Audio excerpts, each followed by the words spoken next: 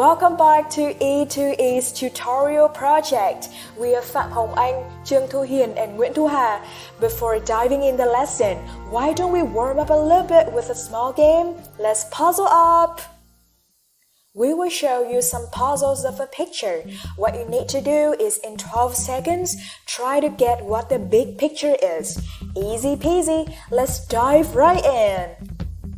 So, let's give it up for the first picture. You have 12 seconds only today.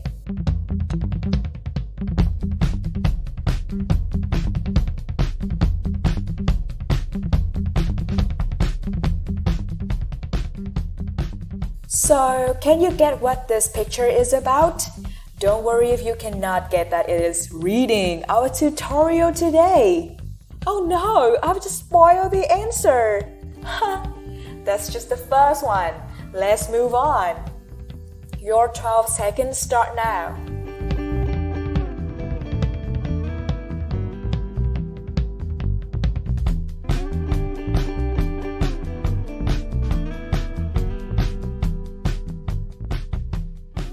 Hola, what's in this picture?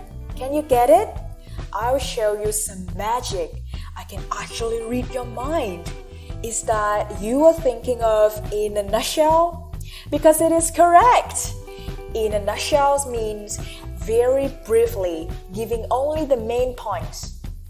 Now, let's come to the finale. You've beaten 500 other excellent candidates to be the most superb one. Let's draw the curtain to this game. Now, tell us, what is in this picture?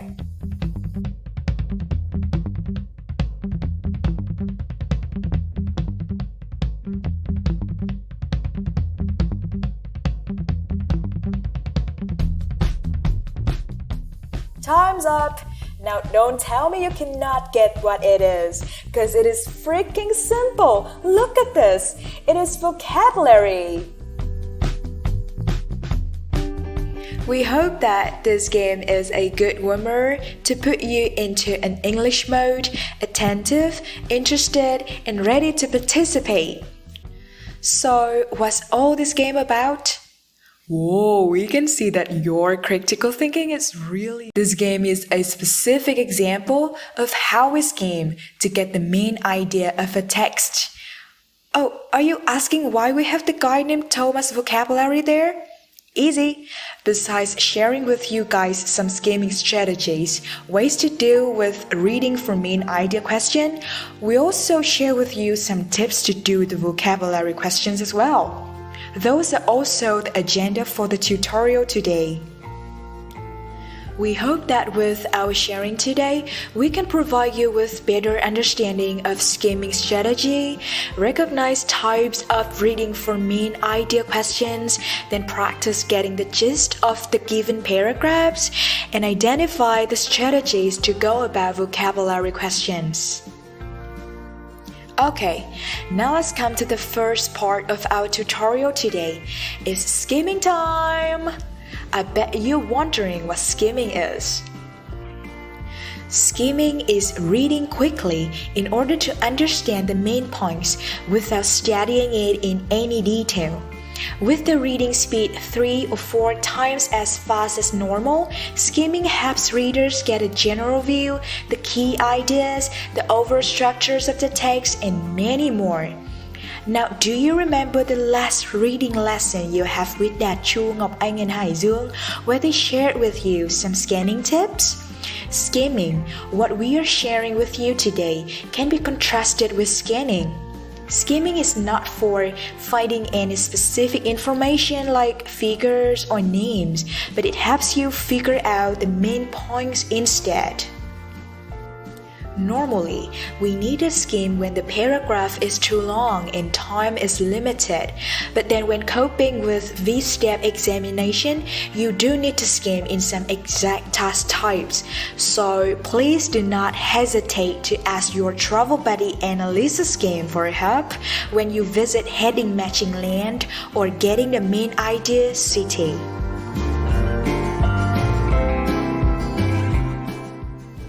Alright. So, how can you cooperate with Annalisa's game? Easy. Read the title, the entire introductory paragraph, and the concluding one. Glance through the main headings in each paragraph if any. Read the headings of charts and tables. Read one or two first and last sentence only of each following paragraph. For each paragraph, read only a few words of each sentence or to locate the main idea. Stop and quickly read the sentences containing keywords indicated in bold-faced or italics. When you think you have found something significant, stop to read the entire sentence to make sure, then go on the same way. Resist the temptation to stop to read details you don't need. So, for example, have a look at this sentence. Whale oil, rendered from the blubber, was used originally for lamp fuel and later as a principal ingredient of soap, margarine, paint oils, and lubricants. Now, how do Annalisa Skim read this sentence? She reads like this. Whale oil, blah blah, was used originally for blah blah blah. So, in a quick glance, Annalisa Skim tells you that this oil was once used for something. That's way enough for the main idea. Okay. Additionally, Annalisa Skim says that you should try to answer who, what, which, where, when, why questions while traveling with her. To get the idea organization, let's make friends with some of her best friends. Ladies and gentlemen, let's welcome Marking Words family. Because, firstly, secondly, finally, but then includes etc.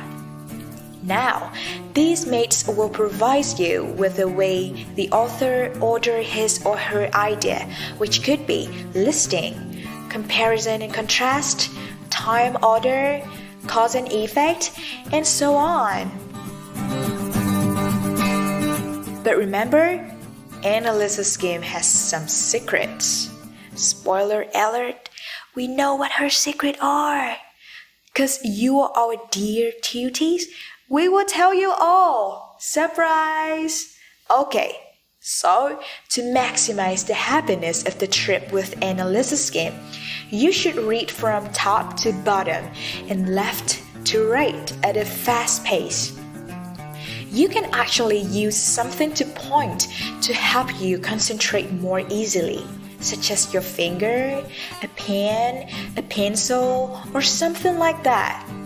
You should not skip any paragraph of the article, because when you skim, you take a calculated risk that you may miss something.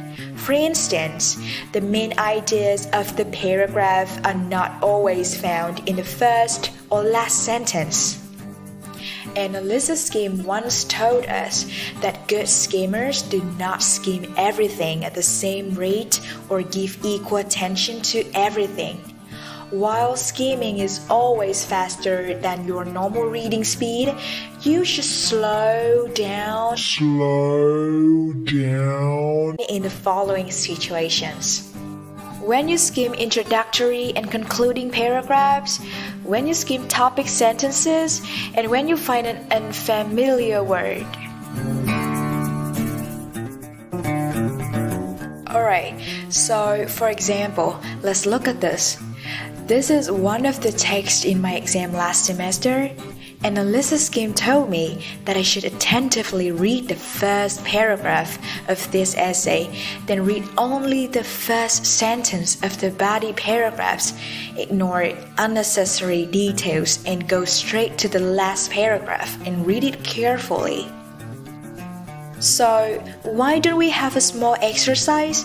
Because Annalisa Skim is already here. She can help you whenever you need her. Let's set the time limit for this task. Can you do it in 1 minute? Let's pause this in 1 minute and do it. Hey, how's it going? Annalisa Skim told me what she's just read. Do you want to know? She read like this. The world's population growing, harder to find new farmland. Water is scarce and crop growth is slowing. Children are malnourished. And she told us that the correct answer is global population and the future. Now she want to ask you some questions. How did the highlighted words help you? How did the verb tenses help you find the answer? Can you explain why the other headings are attractive but wrong? Think about that.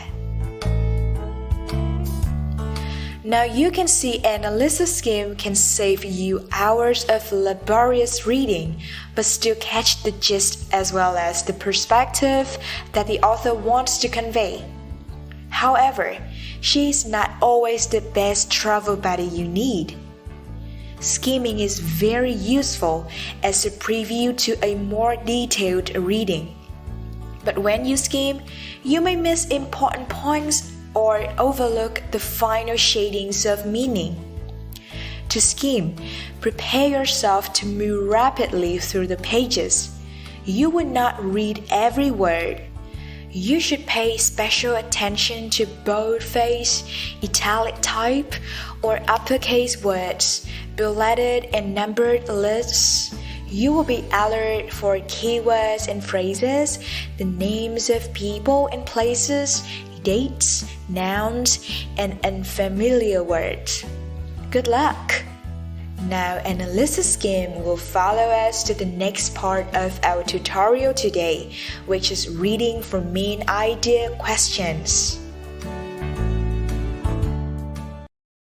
Welcome to the second part of today's lesson, which is reading for main idea questions. So first, let's find out what is main idea. One of the most frequently asked questions in the reading comprehension section is about the main idea of the passage. There is usually one of these questions for each reading passage. Each passage has main and subordinate or less important ideas. The main idea is more general than the supporting ideas or details in the passage, which is the primary point or concept that the author wants to communicate to the readers about the topic. Think of the main idea as a brief but all-encompassing summary. It covers everything the paragraph talks about in a general way, but does not include the specifics. Before knowing how to identify main idea, we should make sure we all understand a few other reading concepts, preventing us from confusing them. First, topic. Topic is whom or what the passage is about. Topic sentence. The sentence in the paragraph that states the main idea. Next, author's purpose is what the author wants the reader to understand. And last but not least, theme. Theme is a subject or topic that is repeated throughout a text or multiple texts. Now I will help you distinguish some of the terms which may confuse you. The first couple is main idea and theme. The main idea and theme are two terms that are often interchanged, but there is definitely a difference between the two. The theme takes on a slightly more emotional tone. The theme is the underlying message that the writer would like to get across. Typically, the theme is some sort of statement about life or how the world works. Here's an example of a theme. Bravery would take you further in life than complacency or cowardice. Contrast with this example of the main idea. Brian enlists in the US Army to put his fortitude to test and serve his great nation. In the example above, the theme highlights personal attributes and attempts to provide a teachable moment. The main idea, however, is simply a statement of who or what is going to be discussed. Next, main idea versus topic and thesis sentences. There's one other concept that often gets confused with the main idea. Topic sentences are similar to thesis statements. A thesis statement will indicate what an entire essay is about. A topic sentence, however, is an indicator of what a specific paragraph is about. So, where are the main ideas found? It is easy to identify a main idea that is directly expressed in the text. Main ideas are often found at the beginning of paragraphs. The first sentence often explains the subject being discussed in the passage. Main ideas are also found in concluding sentences of a paragraph. The main idea can be expressed as a summation of the information in the paragraph, as well as a link to the information in the next paragraph. The main idea is not always clearly stated, however. It is more difficult to identify a main idea when it is inferred or implied. It can be implied through other words in the paragraph. An implied idea can be found in several ways. Several sentences in a paragraph can imply the main idea by introducing facts about the topic before actually stating the topic. Implied ideas can be drawn from facts, reasons, or examples that give hints or suggestions concerning main ideas. These hints will be clues leading you to discover the main idea in the selected text. You can also look for repetition. In any type of text, you can look for a repetition of ideas. Is there some central concept that the author keeps going back to? You can even use a highlighter to mark repeated ideas so you can measure their frequencies later. Now, let's come to the main part of this section, which is how to find the implied main idea. Step 1. Read the implied main idea example. Let me give you an example like this. When you are with your friends, it's okay to be loud and use slang. They will expect it and they aren't grading on you on your grammar. When you are standing in a boardroom or sitting for an interview, you should use your best English possible and keep your tone suitable to the working environment. Try to guard the personality of the interviewer and the setting of the workplace before cracking jokes or speaking out of turn. If you are ever in a position to speak publicly, always ask about your audience and modify your language, tone, pitch, and topic based on what you think the audience preferences would be. You never give a lecture about items to a third graders. Step 2. What's the common thread? In this case, the author is writing about hanging out with friends, going on an interview, and speaking publicly, which at first glance don't seem to relate to each other that much.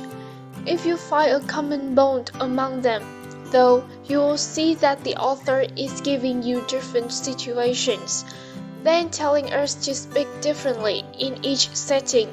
Use slang with friends, be respectful and quiet in an interview, and modify your tone publicly. The common bond is speaking, which will have to be part of the implied main idea. Step 3. Summarize the passage. A sentence like different situations requires different kinds of speech would fit perfectly as the implied main idea of that passage. We had to infer that because the sentence doesn't appear anywhere in the paragraph, but it was easy enough to find this implied main idea when you look at the common bond in knitting each idea. Okay, let's practice a little bit. Here is a passage, and your job simply is to read it and try to find out what is the main idea of this passage. I have a tip to share with you. Answer these questions may help. Who, when, where, why, how, and what. Good luck! Hope that after this section, It will be easier for you to find out main ideas of a reading passage. And now, let's come to the next part of our lesson today. When dealing with vocabulary questions, the lack of decent vocabulary resources is one of the most troublesome things for students. However, it needs not to understand all vocabulary within paragraphs. Still, there is a need for students to understand at least 50% of the amount of vocabulary in the test. There are two definite solutions to this problem. The first solution is to know all the English words, which is scientifically proved to be impossible. The second solution would be to use certain strategies involving ignoring unnecessary words, understand the context, and so on.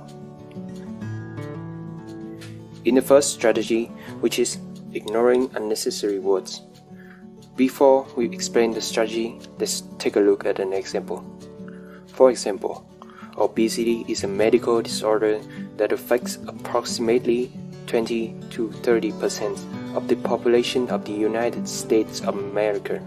It is an excessive accumulation of body fat that results from the storage of excessive food energy calories in the body's fat cells. This paragraph presents A. Some examples of obesity, B. A definition of obesity, C. The different types of obesity, and D. The treatment of obesity. There are many words the student may find difficulties in understanding them. For example, excessive, accumulations, storage. However, the questions can be answered without having to know the exact meaning of the bolded word. The second strategy would be to find definitions of unfamiliar words within the passage. An example for this would be 60 identical cards in the classroom, each one exactly like the one on the board. We can understand the word identical by understanding the follow-up clause, each one exactly like the one on the board. On other occasions, the definition of a word will be in another clause. For instance, being an Asian teacher in elementary school is a burdening task. In one class, they have to watch over more than 50 kids. We can understand the word elementary means for kids. The third strategy would be to use the general context of the paragraph. Guessing definitions sometimes proves to be bothersome, as students have to look up definitions in a dictionary, which is also time-consuming and irritating. Furthermore, looking up definitions in a dictionary is strictly prohibited when taking a test. Therefore, guessing the meanings of words is, in this case, much more efficient.